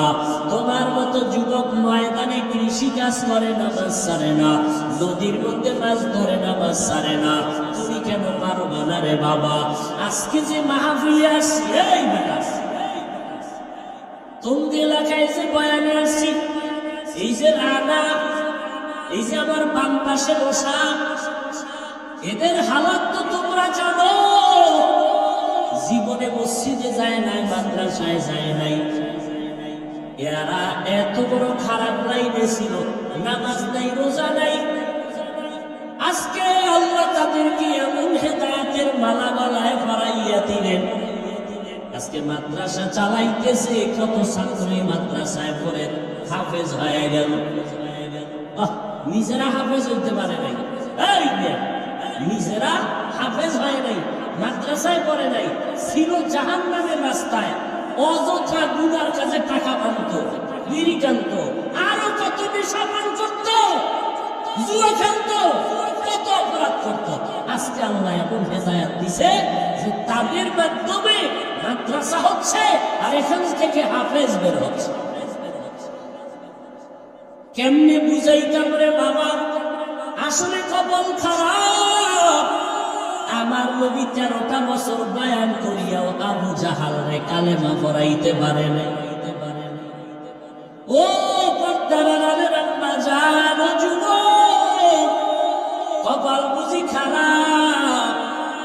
আবু জাহালের মতো কিছু শক্ত অন্তরওয়ালা এই জমিনে আছে, যাদের হাজার বয়ানও দিলটা নরম হবে না, নিজেও কান্না করবে না, কারা কান্না করলেও তা মেনে নিতে পারবে না।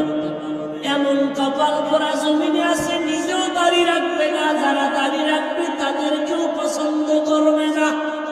নাই নাই, এমন কপাল পরা এই জমিনে আছে, নিজেও পর্দা করবে না, অন্যেরা পর্দা করবে তাও পছন্দ করবে না, নিজেও নবীর সুন্নতি পোশাক পরবে না, যারা পরবে তাদেরকেও পছন্দ করবে না, নিজেও কোরআন পড়বে না, যারা কোরআন পড়বে তাদেরকেও পছন্দ করবে না।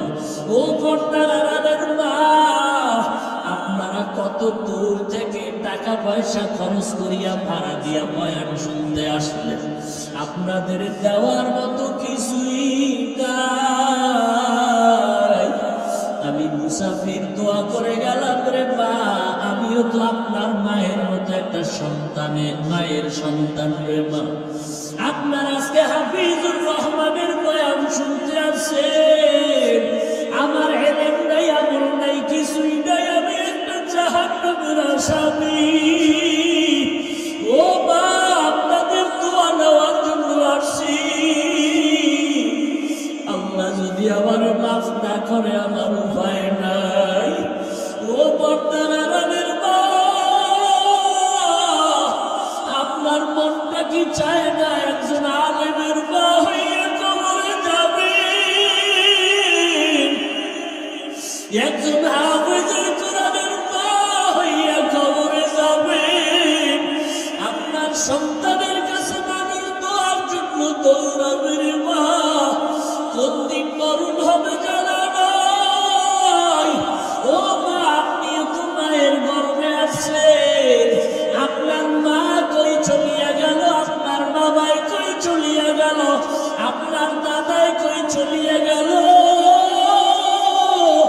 আপনার মতো কত মহিলারা কবরে চলিয়া গেল, আপনার সামনে কত নারী মরিয়া গেল, ওই নারীরা সন্তান রাখিয়া কবরে চলে গেল।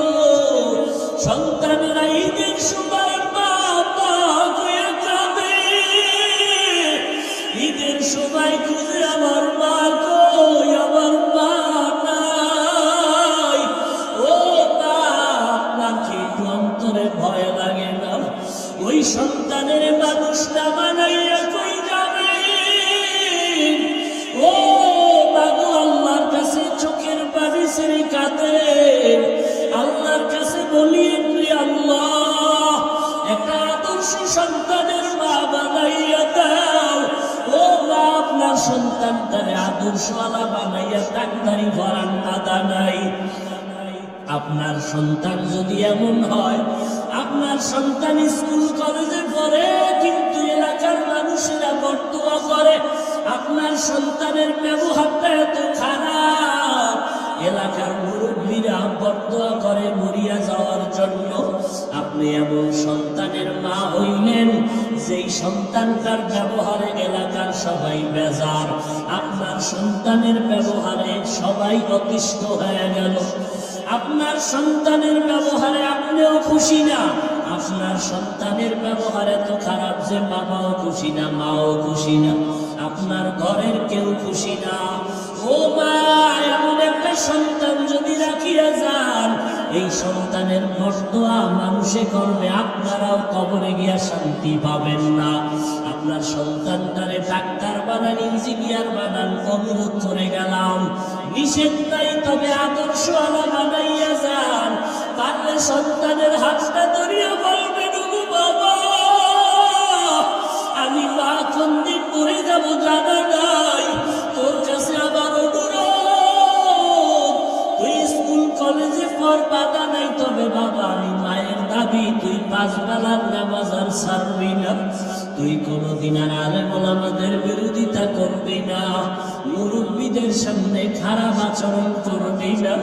আপনি মা যদি সন্তানের হাতটা ধইরা বলেন, আমার মনে হয় সন্তানের আপনার কথা ফালায়া দিবে না। আবার নামাজের মুসল্লায় গিয়ে যদি আবার আল্লাহর একটু ডাক দিয়া বলেন, ও দয়ার মালিক, আমার সন্তানটারে তুমি কবুল করে দাও, ও আল্লাহ তুমি আমার সন্তানের আদর্শওয়ালা বানাইয়া দাও। ও মা, কলিজা দিয়া দোয়া করিয়ে, আমাদের কাছে অনেক মা বাবারা দোয়া চায়, সন্তান কথা শুনে না। আমি অনেক বাবাদের বলি, আপনারা বাবা হইয়া যদি দোয়া করতেন, আমাদের হুজুরদের কাছে যেই পরিমাণ দোয়া চাইলেন, এর 10 ভাগের 1 ভাগ দোয়া যদি আপনি মা বাবা হইয়া করতেন, আল্লাহ কবুল করে ফেলত। ও পর্দার আড়ালের মা, দুনিয়াতে আছেন, স্বামীর ঘরে আছেন, কি কামাই রাইখা কবরে যাইতেছেন, এমনকি আদর্শ রাখলে আপনি মরিয়া গেলে মানুষ কি স্মরণ করিয়া দোয়া করবে? যদি একটা ভালো সন্তান রেখে যান, মানুষ দোয়া করবে, মহিলা একটা ভালো সন্তান রেখে গেল। যদি আপনি 5 ওয়াক্ত নামাজ পড়িয়া স্বামীর সংসার সাজাইয়া যান, মরিয়া গেলে সবাই দোয়া করবে, মহিলা আমানতদার ছিল, স্বামীর মাল নষ্ট করে নাই, স্বামীর সাথে খারাপ ব্যবহার করে নাই। ও ভাই, দোয়াগুলো আপনি পাইবেন।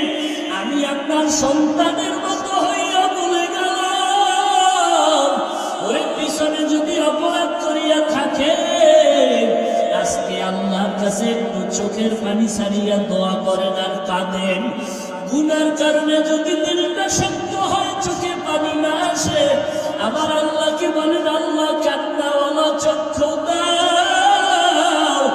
ও যুবক, পাও দুইটা যদি আগাইয়া দিতি, আমি তোর পায়ে হাত রাখিয়া বলতাম, আর গুনাহ করিস না রে বাবা।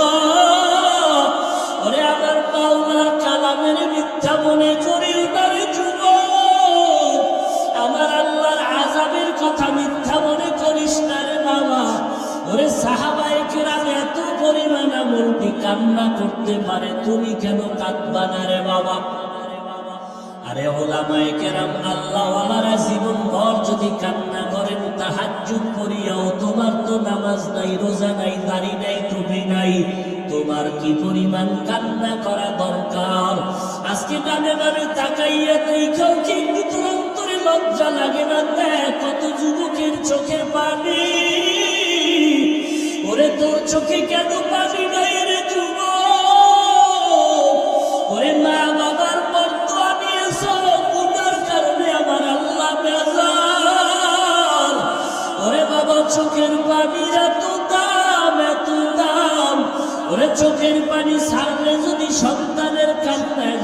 মা বাবার দয়া লাগে। ছাত্র যদি কাঁদে ওস্তাদের দয়া না হইয়া পারে না। দুনিয়ার মানুষ যদি চোখের পানি থাকলে দিলটা মায়া কইরা ধরিয়া বসে। ওরে আবার আল্লাহর কুদরতি অন্তরে কি মায়া কম। ও বান্দা তুই যদি এক ফোঁটা চোখের পানি ছেড়ে দাও, আমার মাওলার কুদরতি অন্তরে জোশ আসিয়া যাবে। আর যদি বলতে পারো আল্লাহ এই ময়দানে আমার মতো গুনাহগার কেউ নাই, আমার গুনার খবর আমার মা জানে না, বাবাই জানে না, আমি তো তোমার জাহান্নামের আসামি। আমার গুনার খবর আমার ভাই জানে না, বন্ধুরা জানে না, মাওলা তুমি জানো। গুনার কারণে তুমি রাগ করিয়া পানিও বন্ধ করো নাই, বাতাস বন্ধ করো নাই, খানাও বন্ধ করো নাই। আজকে আমি গুনার কথা স্মরণ করিয়া তওবা করতেছি। আর গুনাহ করব না, দাড়ি কাটবো না, নামাজ ছাড়বো না, মা বাবারে কষ্ট দিব না। ও যুবকেরা, কে জানি মায়ের কষ্ট দিয়ে কাঁদাইছো। ওরে মায়ের সাথে খারাপ ব্যবহার করিয়া মায়ের কাঁদাইছো রে বাবা। ওই মা বাবা বেঁচে থাকলে গিয়া পায়ে ধর। ওরে মায়ের পায়ে ধরলে তোর সন্তান যাবে না, বরং বাড়বে। বাবারে যদি কাছে পাও, পাও জড়াইয়া বাপ চাই, সম্মান কমবে না। ওরে বাবায় যদি তোর মাথায় হাত উঠাইয়া দোয়া করে, সাথে সাথে কবুল। ও যুবকেরা, কারা কারা বাবার সাথে খারাপ ব্যবহার করিয়া বাবারে কাঁদাইছো? একটা যুবক ছেলে সন্ধ্যাবেলা নেশা খাওয়ার জন্য বাবারে গিয়ে কয়, বাবা আমারে 10,000 টাকা দাও। বাবায় বুঝছে টাকা দিলে নেশা আটকায় যাবে। বাবায় বলে একটা টাকাও দিব না, রাগ করিয়া। সন্তান এই কথা শুনিয়ে এত পরিমাণ রাগ হইয়া বাবারে মাইর দেওয়া শুরু করলো। বাবার গায়ে হাত দিয়ে এমন ভাবে আঘাত, বাবারে মাটিতে শোয়াইয়া এমন ভাবে আঘাত করা শুরু করলো, বাবার রক্ত পড়া শুরু হয়ে গেছে। ভেতর থেকে মা আইসা সন্তানের পা ধরায় বলে, বাবা তোর বাবারে আর মারিস না, আর মারিস না। সন্তান মায়েকে পা দিয়া লক্ষ্যে মেরে বাবারে মারলো। এরপরে সন্তান রাগ করিয়া একটা হুন্ডা চালাইয়া রাস্তায় বের হয়ে গেল। এই উত্তরবঙ্গে সিরাজগঞ্জের ঘটনা। যুবক ছেলেটা বাবারে কাঁদাইয়া বাইরে কাঁদাইয়া যখন ঘর থেকে হুন্ডা নিয়ে বের হয়ে গেল, না দরজা ভালো রকম ভিতর দিয়ে আটকাইয়া কয়, উদয়ের মালিক এমন সন্তান কেন দিয়েছ? আজকে ওর বাবার অত্যন্ত করিয়া ফেলল। এমন সন্তান তুমি আর ঘরে ফিরাইয়া দিও না। আমি মাকে লাথি মারিয়া চলিয়া গেল, আমি মা মরিয়া গেল, আর দরজা খুলব না। ও আল্লাহ, আমার এই সন্তান আর লাগবে না। আল্লাহর কুদরত। বাবায় কান্দে, মা কান্না করে। মা আবার ডাক দিয়ে কান্না, ওর কপালে যদি হেদায়েত থাকে দাও, না হয় ধ্বংস করে দাও। ওই ছেলেটা যাইতেছিল কোথায়? বন্ধুদের আড্ডায়। হঠাৎ দেখে রাস্তার পাশে ওয়াজ মাহফিল চলে। একজন আল্লাহর ওলি বয়ান করে। বয়ানে দাঁড়ায় দাঁড়ায় 2 মিনিট শুনলো। শুইনা দেখে দিনটার মধ্যে একটু মায়া লাগছে, হুন্ডা তালা দিয়া বয়ানে বসলো পেছনে। আল্লাহর ওলি বয়ান করতে করতে করতে করতে মা বাবার মোহাম্মতের বয়ান যখন শুরু করলো, ওই যুবকেরা মন কান্নার আওয়াজ ময়দানে গড়াগড়ি খায় আর কান্না, আমার বাপ করিয়া দাও, আমি জাহান্নামে যাইতে পারবো না, আমি মা বাবার অভিশাপ নিয়ে কবরে যাইতে চাই না, আল্লাহ মাফ করে দাও, মাফ করিয়া দাও। এই ছেলেটা এত কান্না শুরু করলো, ময়দানে সবাই নজর ভরিয়া গেল। মোনাজাতের পরে ওই ছেলেটারে সবাই ধরিয়া হুজুরের কাছে নিয়ে আসলো। আল্লাহর ওলি কয়, বাবা তুই এত কাঁদো কেন? হুজুর একটু দোয়া করেন, আমি হতভাগা, আমি আমার মা বাবারে কাঁদাইছি, আমার আল্লাহ মাফ করবে নি। হুজুর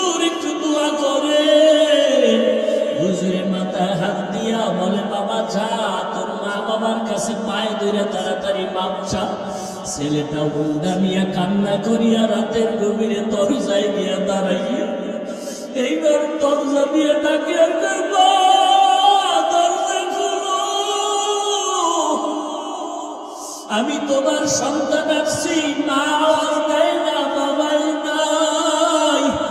এইবার সন্তান এমন পরিমাণ কান্না শুরু করলো, মায়ের কলিজাটা ছিঁড়িয়া যাইতেছে মহব্বত। মা কয় বাবা তুই চলিয়া যা, আমি মা আর তোর চেহারা দেখতে চাই না, দরজা খুলবো না। এবার সন্তান কাঁদে আর বলে মা আমি আর বেয়াদবি করবো না, আমি বাপ চাইতে আসছি, আমি বাপ চাওয়ার জন্য আসছি। মা একটু দরজা খুলিয়ে দাও, আমি জনমের বেয়াদবি করেছি। মা তুমি একটু আমার বাপ চাওয়ার সুযোগ দাও। সন্তান এত জোরে চিৎকার শুরু করলো পাগলের মতো, মায়ের কলিজায় আর মানায় না, দরজাটা খুইলেই দিল। এবার মায়ের পা জড়াইয়া কয় মা তুমি আমার মাফ করিয়ে দাও, আমার মতো খারাপ আর কেউ নাই। মা কয় বাবা তুই আমার কাছে মাপ চাইয়া কিনা বলে, তোর বাবার কাছে গিয়া মাপ চা। তোর বাবার যেই কষ্ট দিস, তোর বাবার চোখের পানি আমি সহ্য করতে পারি না, তাড়াতাড়ি ক্ষমা চা। এইবার সন্তান বাবার পা জড়াইয়া কাঁদে বাবা মাফ করিয়া দাও। বাবাই কয় তোরে আমি জীবনও মাফ করবো না। সন্তান এমন কান্না শুরু করছে, বাবা তুমি মাফ না করলে আমি এখন মরিয়া যাব গলায় ফাঁস দিয়া। এবার স্ত্রী কয় আর অন্যায় করবে না, তওবা করছে, তুমি ওরে মাফ করিয়া দাও। ও যুবকেরা জানি না কারা মায়ের কষ্ট দিছ, কারা বাবারে কাঁদাইছ, পায়ে হাত রেখে বলি তাড়াতাড়ি ক্ষমা চা।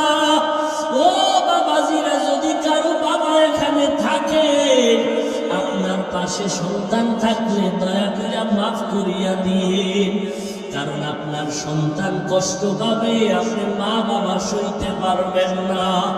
সন্তানের মাফ করিয়া দিয়ে ও সন্তান তোমার বাবা যদি এখানে থাকে দৌড়াইয়া গিয়া বাবার কাছে এখনই মাপ চাইয়া নিও, কারণ এই মজলিসে কারো আমিন যদি কবুল হয়, কারো আমিন ফেরত যাবে না রে বাবা।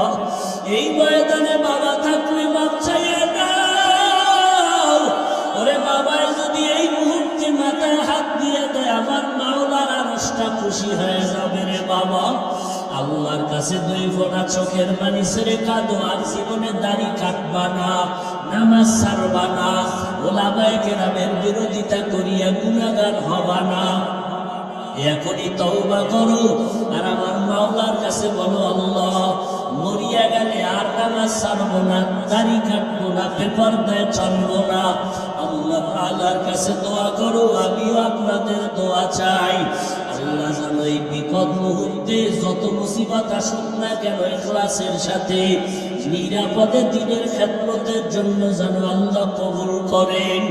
আল্লাহ পাক যেন গুনার কারণে আমাকে ফালাইয়া না দেন। আল্লাহ পাক যেন ইখলাসের সাথে নিরাপদে ইজ্জতের সাথে খেদমতের জন্য কবুল করেন। আল্লাহ আমাদের সবাইকে দ্বীনের খাদেম বানায় দেন, আমিন।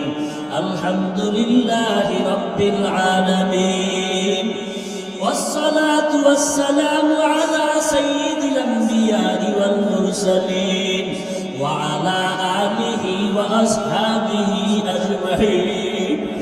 ও পর্দার আড়ালের মা বোনেরা মাওলার কাছে বলতে থাকে, ও যুবকেরা মাওলার কাছে কাঁদো, চোখে পানি না আসলে দেখো কার চোখে পানি। ওরে কান্নাওয়ালা থাকলে হাতটা বাঁচাও, দোয়া চাও, লজ্জা করিও না, কারণ জাহান্নামের আগুনে যেদিন জ্বলবা সেদিন কেমনে লজ্জায় তুমি থাকবা। ওই আখিরাতের লজ্জা থেকে দুনিয়ার লজ্জা কিছুই না রে বাবা। চোখের পানি যাদের নাই মনে করিও তোমার কপালে বুঝি আল্লাহর লানত, তোমার গুনার কারণে আল্লাহ বেজার হয়ে গেছে। এখনো সবাই আছে, দেখো তোমার ডানে বামে কত যুবকের পানি, কত সাদা দাড়িওয়ালারা কাঁদে।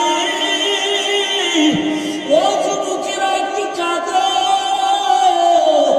মা বাবার শাস্তির ভয়ে যদি সন্তান ভয় করিয়া কাঁদে, ওস্তাদের বিচারের ভয়ে যদি ছাত্ররা কান্না করতে পারে, বিচারকের জেলখানায় দেওয়ার ভয়ে যদি আসামি কান্না করতে পারে, ওরে গুনার কারণে তোমার জন্য তো জাহান্নামের জেলখানা রেডি। ওই আমার মাওলার আযাব সহ্য করতে পারবি না রে যুবক, জাহান্নামের আগুন সইতে পারবা না। গুনাহ নিয়ে কবরে গেলে দুই পাশের মাটির চাপ সইতে পারবি না রে যুবক। ওরে আল্লাহর কাছে বল, আর চোখের পানি ছেড়ে কান্না কর, আর ক্ষমা চাও। ও আল্লাহ, তাকাইয়া দেখেন এই ময়দানে আপনার বান্দারা কি চায়। ও আল্লাহ, শয়তানের ধোঁকায় পড়িয়া গুনাহ করেছি, আজকে তওবা করতেছি, আর গুনাহ করব না রে আল্লাহ। গুনাহ নিয়ে কবরে যেতে চাই না রে মালিক। এই শাবান মাস বড় বরকতের মাস, রমজান আসতেছে বড় বরকতের মাস, আর আমরা গুনাহ করব না, দাড়ি কাটবো না, নামাজ ছাড়বো না, বেপরদায় চলবো না, গালি দিব না, মা বাবারে কষ্ট দিব না, ওলামায়ে কেরামের বিরোধিতা করব না, 5 ওয়াক্ত নামাজ পড়ব, নবীর সুন্নাত অনুযায়ী চলব। ও আল্লাহ, আমাদের তওবা কবুল করে নেন, তওবার উপরে মজবুত হইয়া চলার তৌফিক দান করেন। ও আল্লাহ, মা বোনদের আবেদা বানাইয়া দেন, সন্তানগুলো নেককার বানায় দেন, সারা দুনিয়াবাসীকে মাফ করে দেন, বাংলাদেশ শান্তির দেশ বানায় দেন। আয় আল্লাহ, প্রশাসনিক ভাবে যারা কাজ করে, জনপ্রতিনিধির দায়িত্বে যারা দিনদার বানায় দেন। আয় আল্লাহ, আমাদের পরস্পরে হিংসা দূর করে মোহাব্বত বাড়ায় দেন, উলামায়ে আহলে হকের বিজয় দান করেন। আয় আল্লাহ, ইসলামের ব্যানারওয়ালা দুশমন থেকে আমাদের ঈমান আমল হেফাজত করেন, চলার পথে আল্লাহ কুদরতের হাতে ইজ্জতের সাথে হেফাজত করেন। আয় আল্লাহ, হকের ব্যানারে চলার তৌফিক দান করেন, দুনিয়ার মুখ থেকে হেফাজত করেন, মাদ্রাসা মসজিদ কবুল করে নেন। আয় আল্লাহ, 5 ওয়াক্ত সবাইকে নামাজি বানায় দেন, আমার কলিজার যুবকদের সিনায় হেদায়েতের নূর দান করেন। আল্লাহ, আদবওয়ালা বিনয়ী জিন্দেগি দান করেন। আয় আল্লাহ, নবীর সুন্নাতওয়ালা জীবন দান করেন, গুনাহের প্রতি ঘৃণা জমাইয়া দেন। আয় আল্লাহ, সমস্ত ফিতনা থেকে হেফাজত করেন। আয় আল্লাহ, সবাইকে দ্বীনের সহি বুঝ দান করেন। আয় আল্লাহ তাআলা, উলামায়ে কেরামদেরকে কবুল করে নেন, মিথ্যা মামলায় যারা জড়িত মুক্তি দান করেন। আয় আল্লাহ, জান মাল আমাদের আহাল পরিবার ইজ্জত কুদরতের হাতে আমানত হেফাজত করেন। আল্লাহ, ওলামা তোলাবা উম্মতের অন্তরে ইজ্জত বাড়ায় দেন, রহম বাড়ায় দেন, মুখালিফের মুওয়াফিক বানায় দেন, ইলম হিকমত আমলে বরকত বাড়ায় দেন। আয় আল্লাহ, রিয়া হাসাদ কিবির দূর করে ইখলাস দান করেন। আয় আল্লাহ, আমরা যারা হাত তুলেছি জানি না কার মা নাই, কার বাবাও নাই, অন্ধকার কবর থেকে দোয়া চায়। ও সন্তানেরা, ওই মা বাবার চেহারাটাও কি তোমার মনে নাই? ওই মা বাবার জন্য কি অন্তরে মায়াও নাই? যেই মা বাবা তোমার আমার জন্য এত কাঁদলেন, ওই মা বাবার জন্য তুমি কি একফোঁটা চোখের পানি ফেলতে পারো না? ও আল্লাহ, জানি না, একটু তাকায় দেখেন এই ময়দানে কারা ইয়াতীম, মা বলিয়া ডাকতে পারে না, বাবা বলে ডাকতে পারে না। আয় আল্লাহ, সবার কবর জান্নাতের বাগান বানায় দেন। আয় আল্লাহ, যারা বেঁচে আছেন হায়াত বাড়ায়